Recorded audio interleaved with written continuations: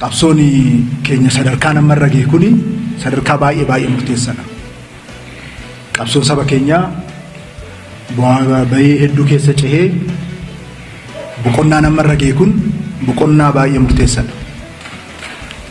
Boqonnaa baay'ee murteessaa kana akka sabaatti wal hubannaa cimaadhaan sabni sadarkaa tokkotti wal hubatee yoo socho'ee boqonnaa namarra geenye kana keessa ce'uudhaan hireen uummata keenyaa lammata akka duubatti hin deebine gochuu dandeenya. Qe'een Oromoo nagaatti deebi'uu qaba. Qe'ee Oromoo nagaatti deebisuudhaaf mootummaan waan kamiifuu qophaa'aadha. Karaa nuyi yaalle hin jiru. Ijoolleen bosona jirtu kun waan isaan bosona keessa isaan deebisisu tokko sababni tokko hin jiru. Waan Oromoo fayyadu tokko keessa hin jiru. Waan barbaachisoo hunda kompromaayiz goonee waan Oromoon qabu kenninee sadarkaa Oromoon danda'utti goonee fuuldura tarkaanfachuudhaaf qophaa'aadha. Jarri kun qe'ee Oromoo gaaga'anii diinaaf karra saaqu malee wanti biraa waan isaan fidan hin jiru. Oromoo laala.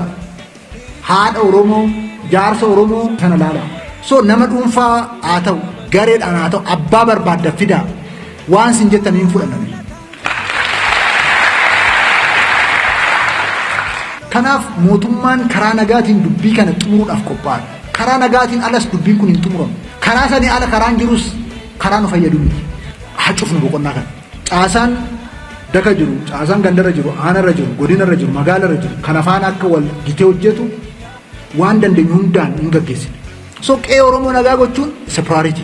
Obboleewwan lamaa wal ajjeesuun qabanii sagaleen qawwee dhaabbachuu qabaa kan jettan yaada eebbifamaadha. Ejjennoo sirriidhas.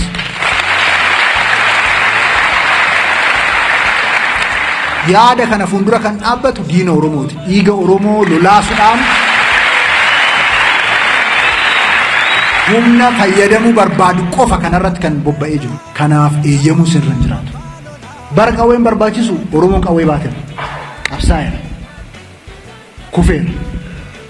Amma immoo waltajjiin qabsoo irra geenye kana kan barbaadu miti. Waltajjii qabsoo amma irra geenye kanaaf qabsoo barbaachisu qabsoo madaalu hojjechuu kan dura jiraatu.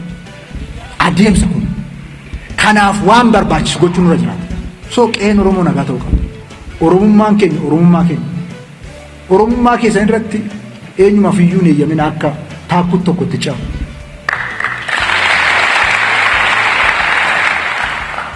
So kan nagaa irratti karaa sirrii ejjennoo sirrii qabattanii ejjennoo isin qabattan kun obbolaan obbolaa ajjeesuu qabu kan jettan kun sagalee qawwee dhaabuudhaaf qabsoo isin godhatan kun seenaa Oromoo keessatti bara baraaf kan yaadatamudha.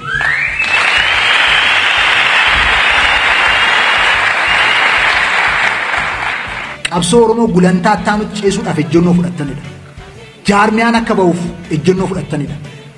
Siyaasni ammayyaan Oromiyaa keessatti Oromoo keessatti akka ijaaramuuf ejjennoo fudhattanidha. Ejjennoo sirriidha.